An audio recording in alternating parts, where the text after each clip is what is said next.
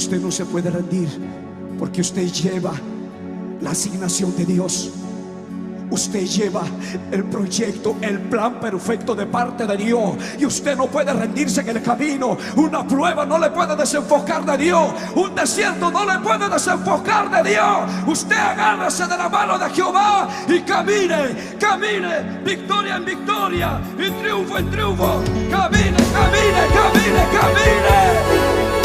Postrado ante tu altar,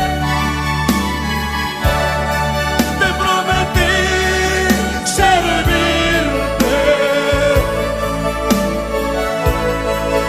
Entre lágrimas en los ojos, te prometí amarte. Vamos, dile, no me voy a rendir, papá, hasta ver la gloria tuya en mi vida.